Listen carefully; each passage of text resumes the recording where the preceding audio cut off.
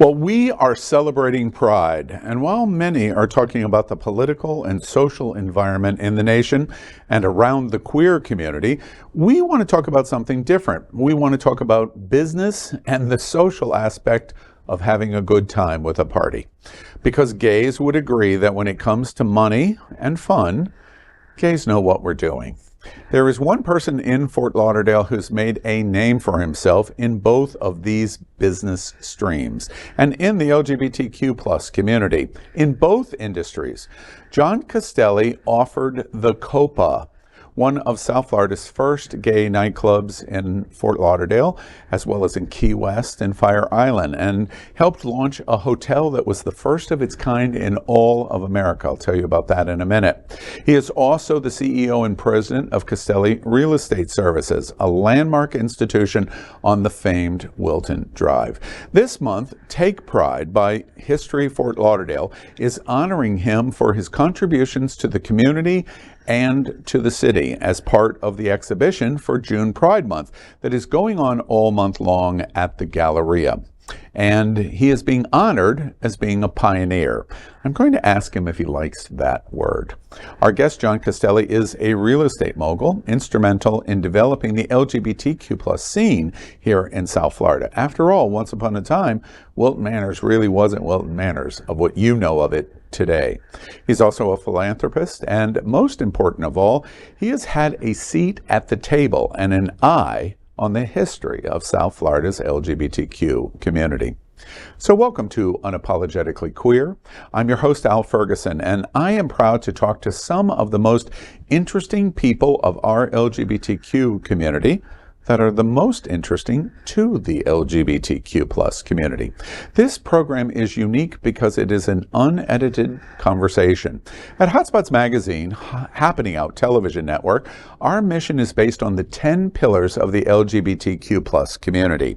We believe our history and our future are based on the communities of Black LGBTQ plus, Latino, lesbian and queer women, trans, students and youth, seniors, HIV/AIDS healthcare, business, social justice, and faith. Those are our mission statement for the 10 pillars. John pursued a BA in business from Marquette University nearly 50 years ago. He started Castelli Real Estate Services in 2004 and has become a reputed name in the industry. So, John Castelli, welcome, and I understand you're unapologetically queer. Absolutely.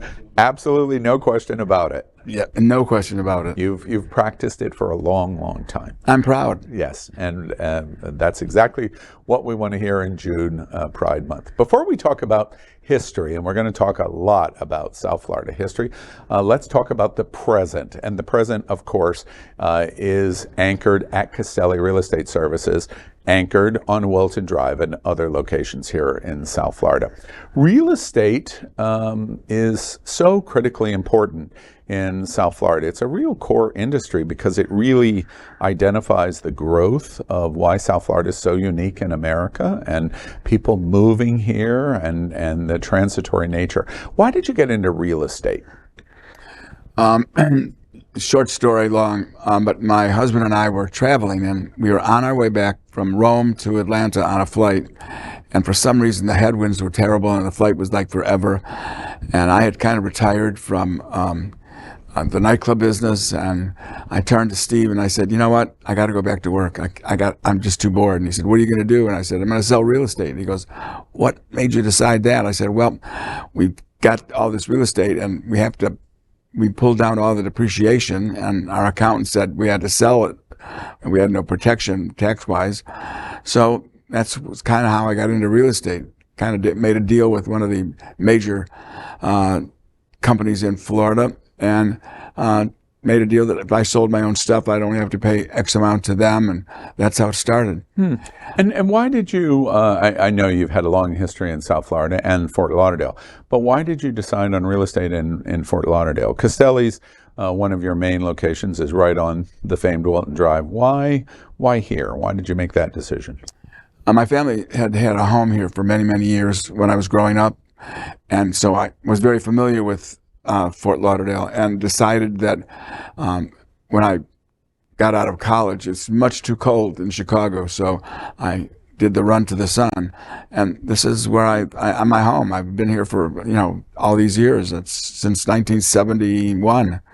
So you decided this is the place. It. When you started Castelli in 2004, we're right in the height of George Bush. Not very welcoming on gay, still 20 years ago, still not great in gay. There are many real estate companies, as we all know, in South Florida, but Castelli means gay. For our community, you can't say Castelli and not think gay. Castelli, say gay. They're simultaneous and instantaneous with each other. But gay was not a brand necessarily, as you started in 2004, that was the best bet in real estate because of the issues that we still face to the gay community. Well, Al, I mean, my oath as a realtor is that we don't discriminate in any way, shape, or form. So we opened our doors to everybody, and everybody came to our doors. If you begin to get a good reputation as a company with integrity and doing the right thing for people and helping them with their mortgages and everything, that gets around. And so we had young couples, we had straight couples, married couples, gay singles. We're welcoming, the doors open to everybody. We're going to talk a lot about the social aspect of the history that you've created and you watched. In the early 70s, when you come to Fort Lauderdale, I understand, now I've heard this story repeatedly, of course I didn't see it firsthand, but I understand that Wilton Manors was basically a glorified senior citizen single-wide mobile home park. Is that true? Yeah. Single-wide mobile homes. Yep. And places like Alibi came in, of course, the Copa, which we're going to talk about in the early 70s, and Marlin. But Alibi was very instrumental in the gay growth of Wilton Manors. I think the Copa was South Florida. Yeah. So yeah, that's the difference. So from your eye, I'm really fascinated about your eye as the social development of Wilton Manors and the heart of the gay community. We always joke when we launched Queer News Tonight and It's Happening Out. We launched It's Happening Out 5 years ago. We joked that we were broadcasting from the gayest place on planet Earth. In 1975, it was not the gayest place on planet Earth, and certainly Wilton Manors wasn't. From your eye of entertainment, nightclub business, etc., but especially entertainment, and real estate today, what happened in Wilton Manors? Why did the dichotomy of the business environment, the housing and real estate environment, what happened to begin to change it to what we see today? Well, I have to give a lot of credit to George Kissinger and Georgie's Alibi, and that's what it was called originally. And that created a sort of a mecca for the Wilton Manors community. And as far as knowing real estate, you could buy a 3-bedroom house with a pool in Wilton Manors at one time for $150,000. I mean, you can't touch anything like that for under $650,000 now. So it was a place for the gays to move. They could afford it. And of course, as you know, we gentrify every neighborhood we move into.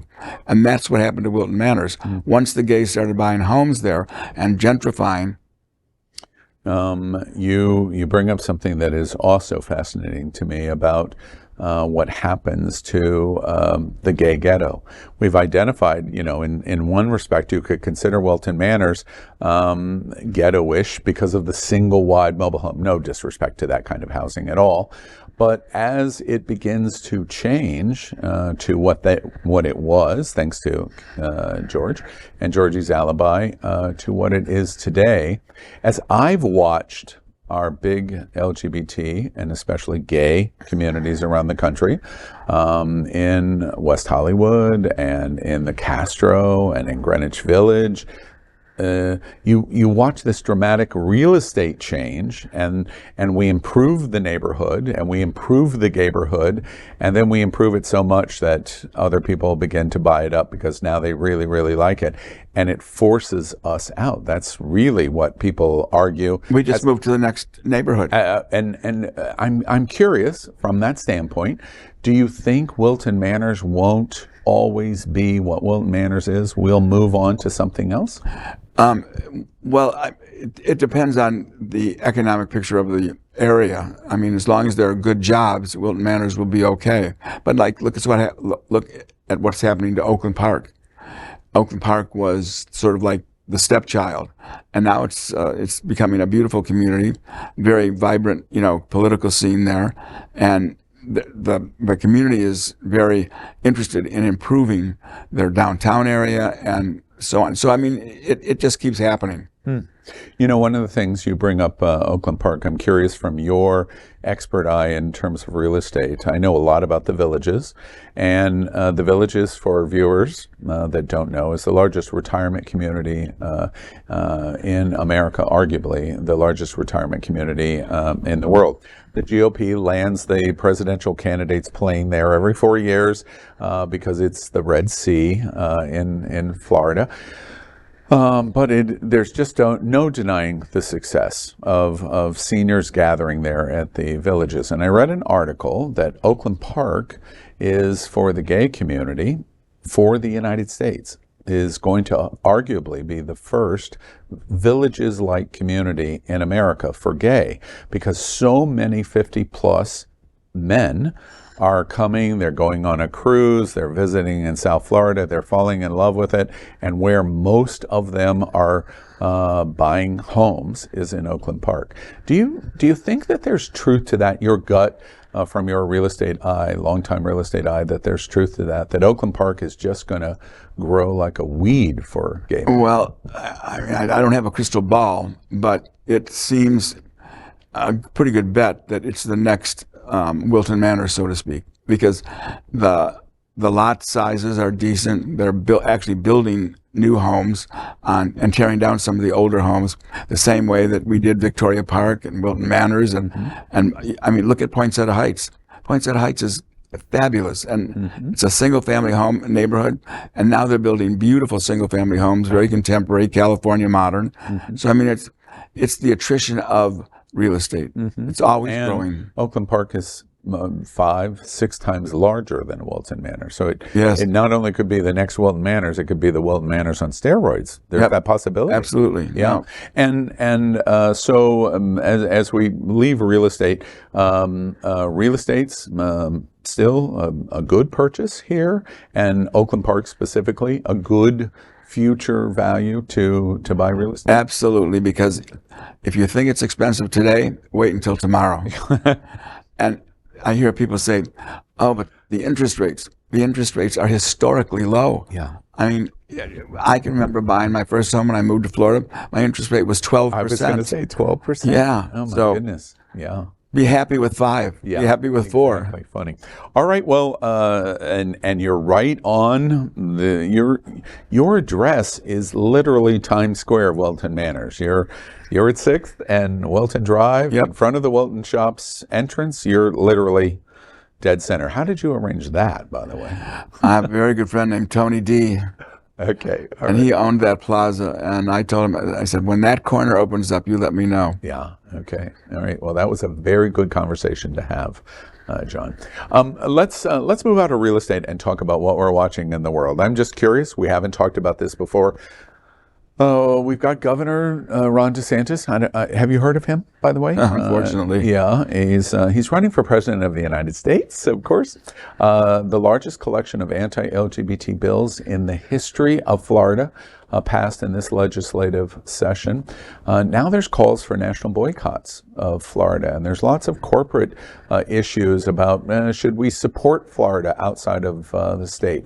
You're in real estate, you're in business transaction, etc. I imagine you did pretty well coming out of pandemic in terms of people moving to Broward County. What do you think about what we're watching in the politics and how this affects us in terms of business, real estate, etc.? Yeah, well, unfortunately, we're getting a black eye, no doubt about it. But, you know, the public has a very short memory. So the black eye that DeSantis is creating, gays kind of will say, well, it's the sun, it's the ocean, I'm going to go there anyway. So they come, and they will buy houses. Unless he passes a bill that says that gays can't buy houses, we're going to continue to buy houses. I hesitate so much because I quickly calculate in my head the propensity that he might try to do that. Yeah. Right? So That would never pass. It's a wild time. Well, in supermajority, we can never say never. Right. Which is what we're learning. I want to talk about one of the principal things that you're recognized. Now, I remind everybody again, if you haven't been to the Galleria, it is a month-long exhibit going on from History Fort Lauderdale Museum about the history of the LGBTQ community in South Florida, and it recognizes a whole series of pioneers. I've talked to virtually all of them in the last month. You saved the best for last. And I'm saving the best for last, exactly. And all of these pioneers that are being recognized are in different fields. You're the only one that is being recognized this year in History Fort Lauderdale's exhibit that talks about the history of entertainment for LGBT. Now, you cannot talk about history in South Florida without saying the Copa and the Copa nightclub. I'm not even going to try to define the Copa. I'm going to let John do that in a moment. But let me put it this way. In the 1970s, New York had Studio 54, San Francisco had Twin Peaks, South Beach had the Warsaw. Some of you might not even know the Warsaw if you're here in South Florida, but Fort Lauderdale had the Copa. I was outside of community coming down here, and the place that you had to come to in South Florida was the Copa. Tell us how all of that started. How did you get involved in starting and running such a legendary night? So the gentleman that owned the MARLIN Beach Hotel that I worked for also owned this nightclub called the Flying Machine. It was a rock and roll nightclub. And I always had my eye on it because it was in Fort Lauderdale, but not in Fort Lauderdale. There was Describe where it was. It was South Federal Highway at Southeast 28th Street and Federal Highway. So 28 blocks from downtown and on the way to the airport. Right. So what happened was... Not far from our studios, by the way. Not far from the studio, that's right. So I was interested in that nightclub because of the hours it could keep. Could be open till 6 o'clock in the morning. We stayed open till 4, but then eventually we stayed open later sometimes. Depends on how many people were in the building. So the gentleman that owned the MARLIN Beach Hotel also owned that building, the Flying Machine. And it was kind of going downhill. And I said to him, listen, let me take that over. Let me turn it into a nightclub. And I said, but I want an option to purchase the property. Within a couple of years, I purchased the property, and we just kept growing. And the Copa had the late license, had the size. But what I was most interested in, I noticed that everyone was bar hopping. You'd go to this bar for 20 minutes, 30 minutes, then you'd hop to this bar, and you'd go to this. And I thought, what if I create a concept where all of those things are under one roof? In different rooms. Exactly. So we used to say, that if you're going to go bar hopping, come bar hop within our building. And stay in our property. So we had, as you know, we had female entertainers in one place. We had a restaurant. We had Levi Leather, Western. We had nightclubs as far as dance, disco, and we had a good piano bar. I loved being there. And I think that's the key to being successful in the nightclub business. And the key to being successful is to be emulated. And friends of mine that owned El Goya in Ybor City and the Parliament House in Orlando both would specifically mention the Copa and this concept of try to get them into the club and then provide different areas that will provide different interests. So our need is gay men, especially. We want to do something else 25 minutes from now. Well, let's move 25 yards and right. else. And really in Florida, the Copa invented it. Now, I have seen so many images of parties that went on at the Copa. First off, describe its size. Well, wait, before you do that, does it shock you? Now, you're at ground zero in Wilton Drive. Does it shock you the gigantic percentage of gay people that interact on a weekly basis on Wilton Drive that don't know what we're talking about in terms of history of the Copa? Would that surprise you? Not really, because I mean, life just keeps moving. I can't expect a 21-year-old gay man to understand what happened 20 years ago. I don't think the interest is there, and that's a shame. And that's something that you're trying to do something about. Exactly, and I appreciate that tremendously. But I mean, you know, it's up to us to continue the legacy. Yeah. Help us, first off, and I appreciate the acknowledgement compliment, but we do have an obligation to remember our history. And LGBT in South Florida, if we don't remember our history, we make the mistakes of our past. Of repeating it. And repeating them, exactly. Help describe the size of the Copa and what was the experience like? You went to the Copa. Help people understand what that was like. Well, the parking lot held about 250 cars, so that was a pretty large thing. And then I bought... Now that is more, just for reference, that is more cars, slots, than at the Wilton shops. Right. For that bar. And then I bought the property next to me so I could have more parking. And as we began to get busier and busier, the disco, we had to kind of like get the walls to move out a little bit. And we did that, and then there was a building on the corner which was like a vegetable stand, a Kawasaki motorcycle repair shop, and we bought that property and made that into a video bar. So it was separate. It had separate buildings, all connected by gardens and walkways and other bars. The outdoor tree bar, if you remember, it had that huge banyan tree that we built a bar around. So the size of the room that was the disco itself was about 8,000 square feet. So that was too big if you could just walk in the door and you're only 4 or 5 people. So we had these like trellises that would come down, or sails that would come down at different times of the evening and go up. As the room began to swell with people, we could expand the space. But I didn't want somebody to walk in and go, oh, there's nobody here, let's go, which is very common in the bar business. Right, yeah. And one of the reasons that the crowds continued to expand and expand, the first time I saw an image of some of the shows that you brought in, first off in the 1970s, Miss Florida, we're living in a time period. Let's talk about the history of the Copa. The Copa is moving into heyday at about the same time Anita Bryant and her orange juice machine is having a pie pushed into her face for what she thinks about gay, and that we're groomers. And apparently all the groomers were gathering at the Copa on Fridays and Saturday nights. Tell us about what the politics of having the Copa was like in community. Well, I mean, there was some police harassment, but, you know, I never let that bother me or stop me. I just kept going. You know, I tried to run, you know, a proper type of a facility. But with Anita Bryant, we had collections constantly to fight. Bob Kunst, I don't know if you know that name, very instrumental, was an activist, and we supported that. You know, there's a way of supporting things, and then there's a way of supporting things and being loud. I don't like to be loud because it only comes back to bite you. But you can support the movement with your financial ability. We would take collections.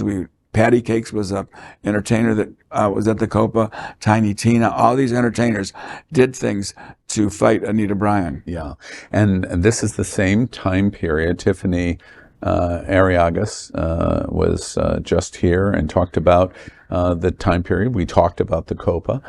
She mentioned winning Miss Florida just 2 years after the beginning of the Copa, and she helps us understand what the gay LGBTQ community in South Florida was.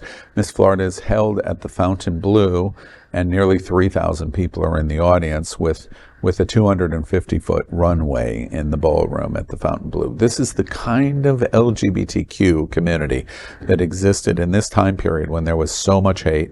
The significant approach of the onset of AIDS and HIV. It was just a completely different time, but in a way we're just thriving.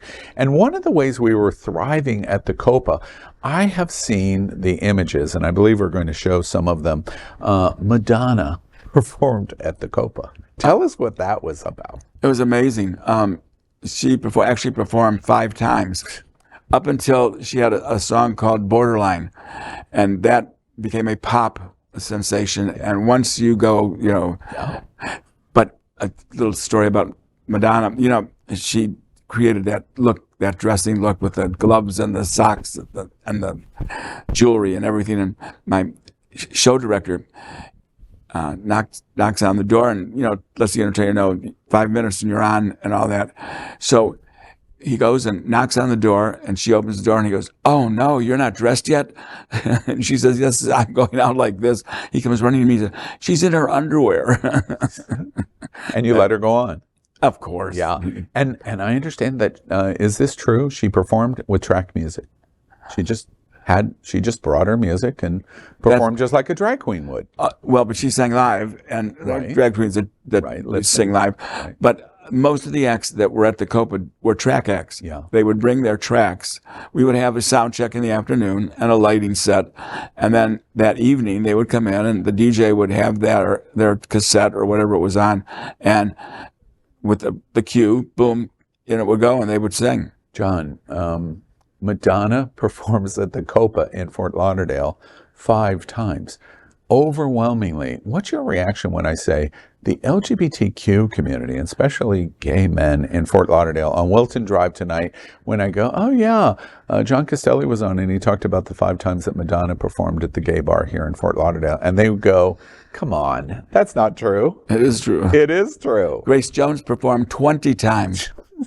20 times over the years. Grace Jones. Yeah. And one of the performers that my goodness, I just wish I would have seen is Divine. I heard Divine perform. Yes, in fact, I was instrumental in starting Divine's singing career, because I hired her to come down and do Halloween. I figured she's a track act. She's gonna, I didn't care what the song was, because I knew that she'd be on stage and she was going to do the contest.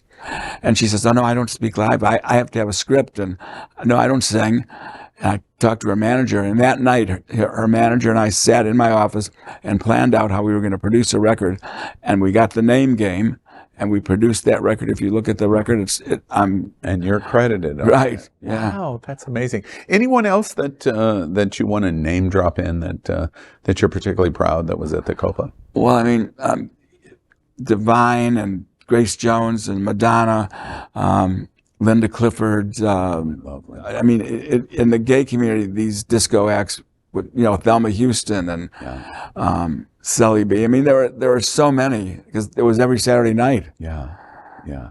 And how is this possible in the era of LGBT and gay men, especially, rejection in our community in the 1970s? You are really dead center in hate, and we're celebrating simultaneously. I don't believe in hate. I just don't get it.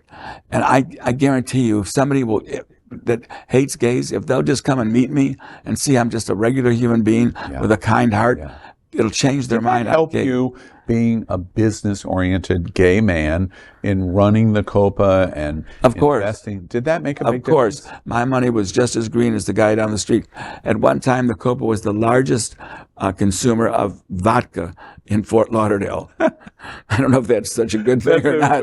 That's a badge of honor. But at that time, that was something that, like, you want my account? Better be nice to me.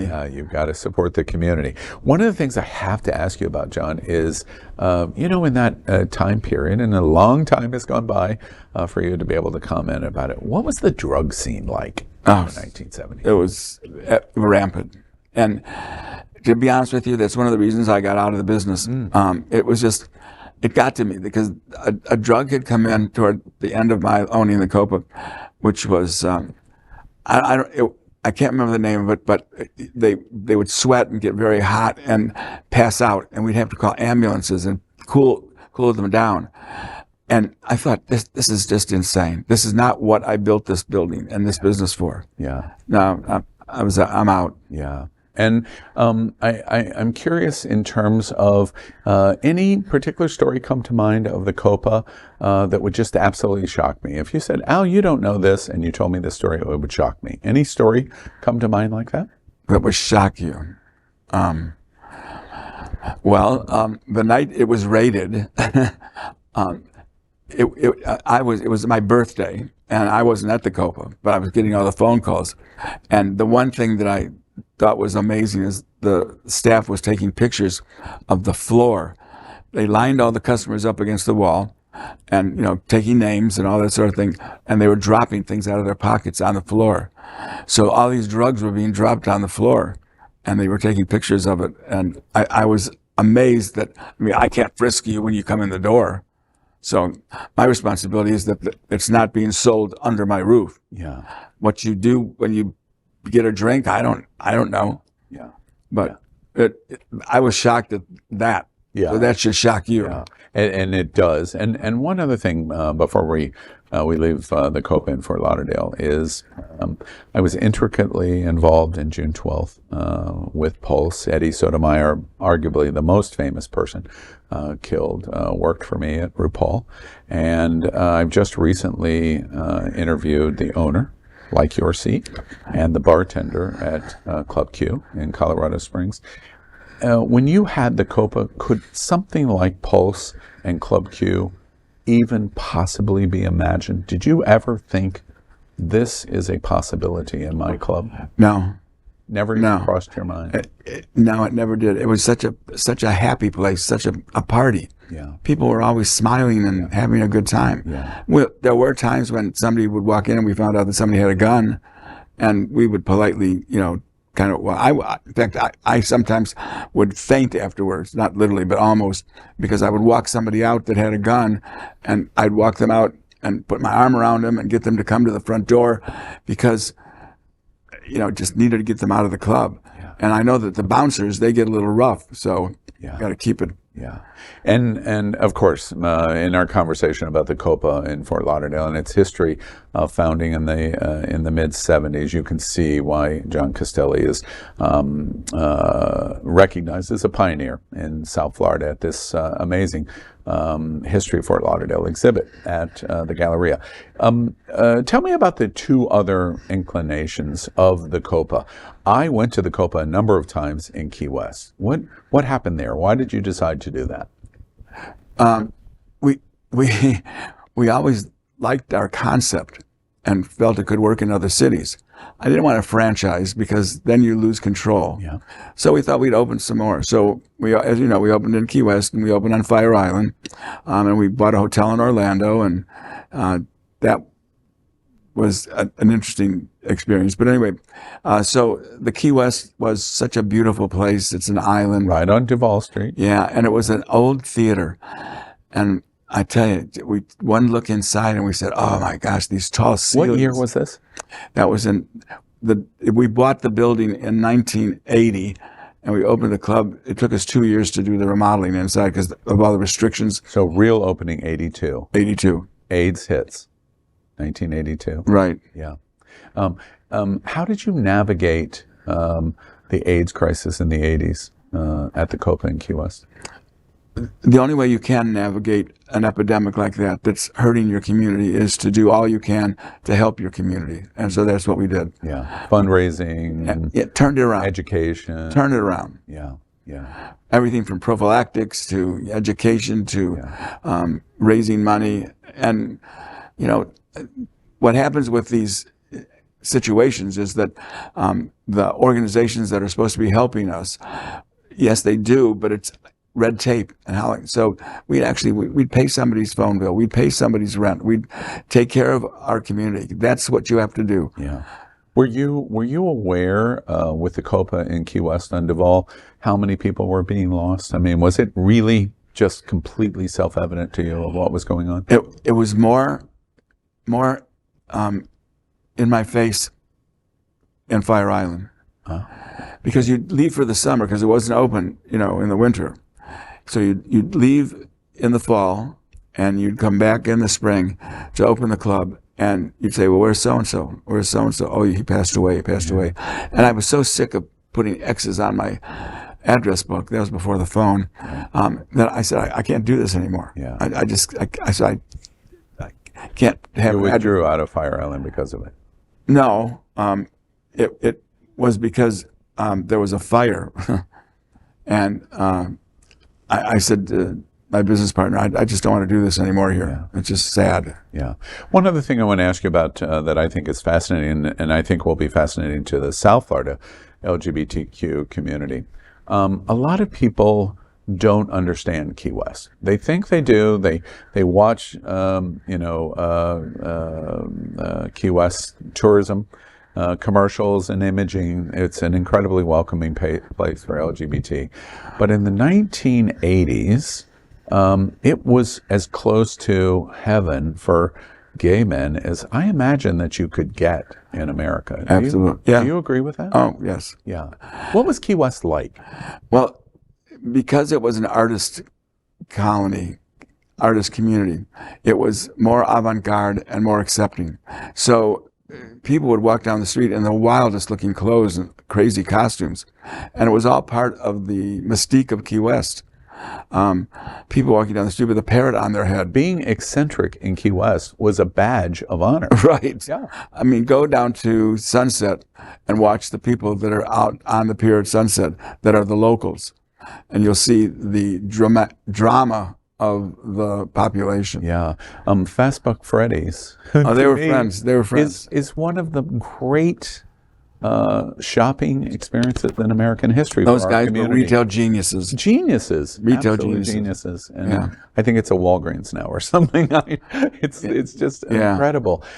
But you look back on Key West fondly. Oh yes, absolutely. Yeah. Yeah. And it's a beautiful place. And it is a beautiful place. It's a beautiful place. It's gotten commercialized, I understand, and the chain hotels and all that sort of thing. But yeah.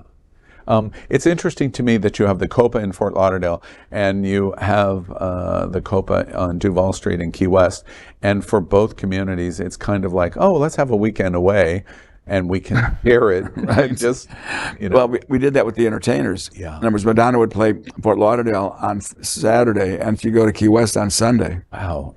So Madonna's at the Copa in Key West. And they loved performing there because it was a huge stage. It was like a theater. They were, Amazing. Another interesting thing, I can't let you get away with not talking about the gigantic culture piece that really begins the community. This is hard for viewers to understand. In South Florida, gay culture was literally carved out by the Marlin Beach Hotel. Now, the sad thing to me is the vast majority of people may have heard of the Marlin Beach Hotel, but they have no real understanding of it. It is the first real gay hotel in America, but certainly there's a few that argue that point, but on the beach. Tell us about the Marlin Beach Hotel. 1972. Right. I was in 1971, came to live in Fort Lauderdale. And a friend of mine was running this hotel and restaurant, managing it. Not really running it, he was just managing it, had managers. And I had used him in TV. After college, I was in radio and television. I used to produce TV commercials. Oh, okay. But anyway, so I used him as a stand-up on-camera announcer in some TV commercials in Chicago. And when I came to Fort Lauderdale to live, we got together for dinner and did some things. He says, "John, you're creative. Come and do something. This hotel is just going bankrupt. What can you do?" I said, "I don't know anything about the hotel business. I don't know anything about the bar business. I know the difference between scotch and bourbon, but that's about it." And he said, "Well, you're creative. Just see what you can do." And I said, "Wait a minute. I didn't come down here to work like this." And so I made an agreement with the owner to, if I paid the taxes that they were behind in their taxes, that I would get a piece of the action. So long story short is I worked my tail off and we took the beach in Dania and moved it to Fort Lauderdale. The gay beach is still in front of where the Marlin Beach used to be. And we started tea dance. Now, I didn't invent tea dance. It was started on Fire Island. But I said, that's a great idea. So we started Tea Dance at the Marlin Beach, and it's taken off like crazy. Now it's no longer there, obviously, but Tea Dance is something that is, like a gay tradition. That's right. And we always love to dance. Yeah. And so, I mean, it's too bad it's not there, but there was an opportunity for the owner. So Marlin Beach opens now. For viewers, I'm reminding you, Marlin Beach opens 3 years after the Stonewall riots in New York. That's the proximity of time that we're talking about. This is so far ahead of gay community. It's just beyond ahead. Okay, so there was this magazine called After Dark, which was like a dance magazine, artistic magazine. I took ads in that because that was sort of like the community I was trying to get to come down and stay at this hotel.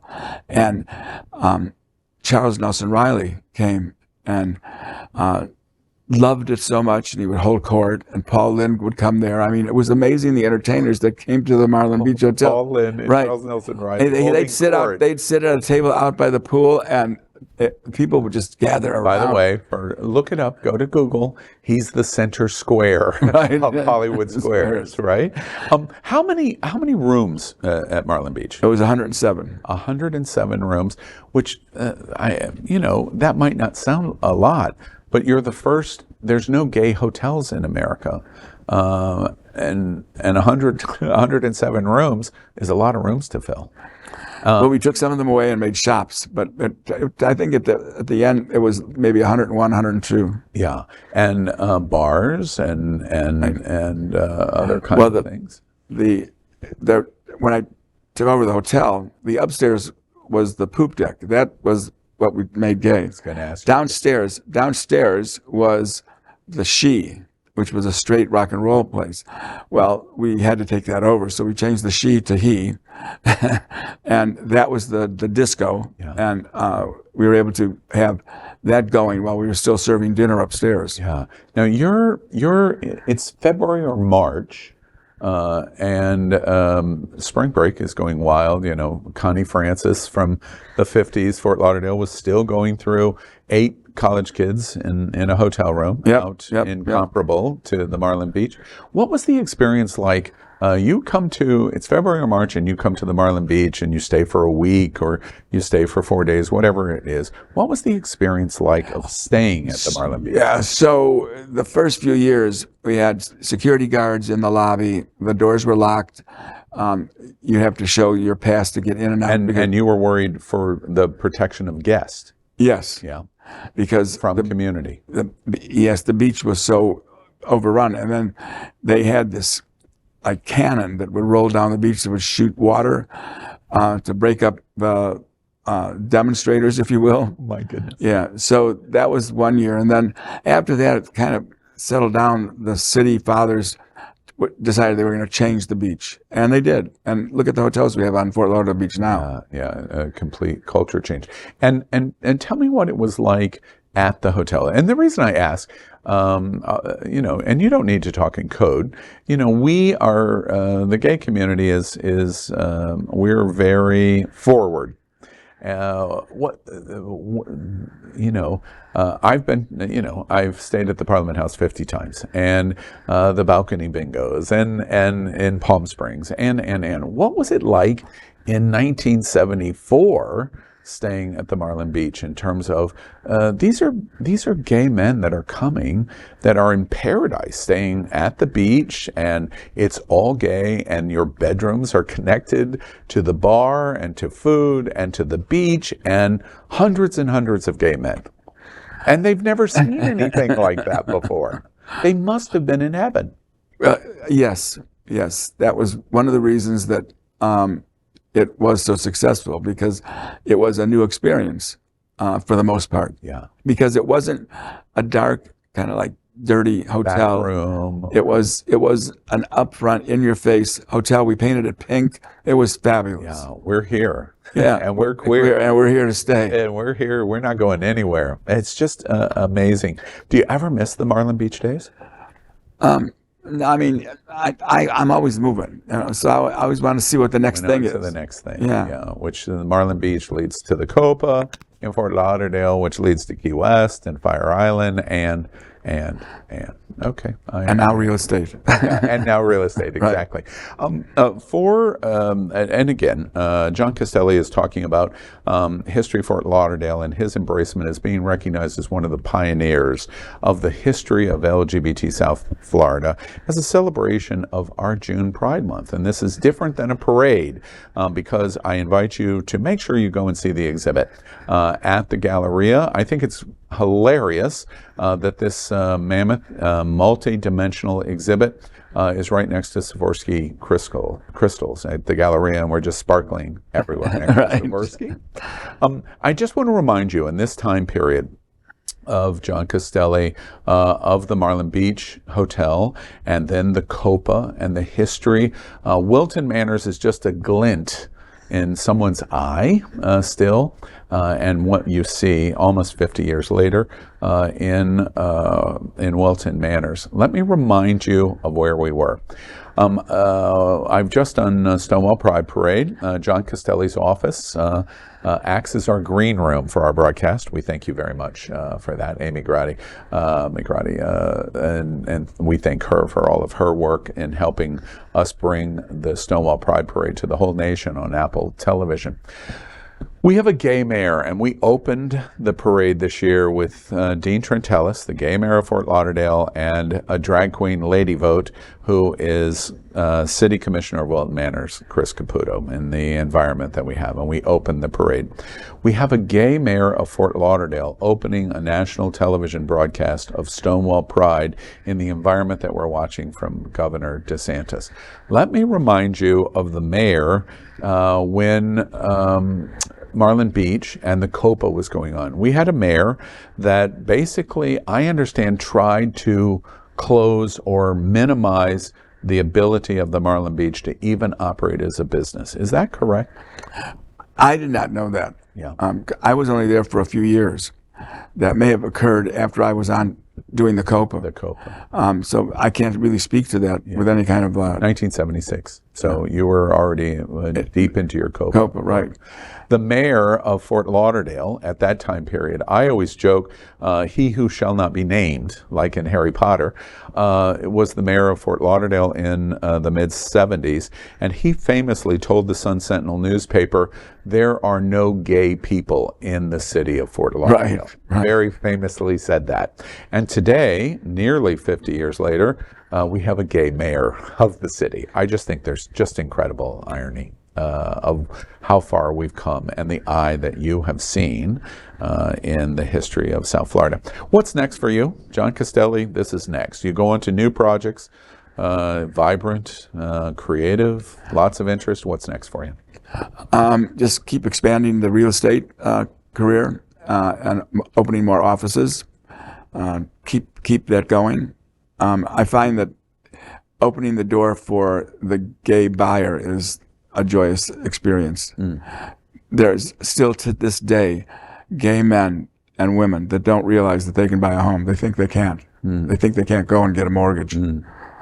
Strange. And I'm curious, in the time of watching this evolution of the LGBT community in South Florida, in the 1970s, in the early 70s, when you were at the Marlin Beach, just right after Stonewall riots in New York, and then the start of Copa and the expansion of Copa into Key West and Fire Island, and what Wilton Manors was. Now you have your flagship right in ground zero, Times Square of Wilton Manors.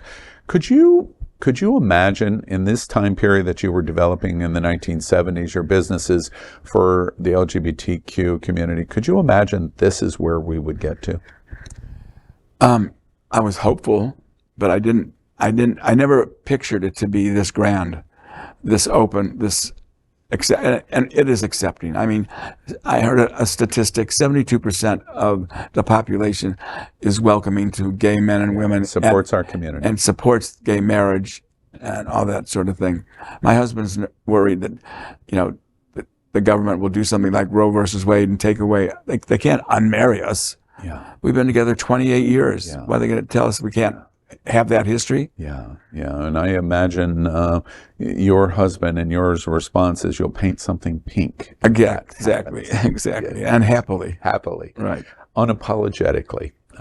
So get more details about what is happening here. Go to History Fort Lauderdale's website. It's historyfortlauderdale.org. Go to Castelli Real Estate. They're CastelliHomes.com and find out more about what John Castelli is doing.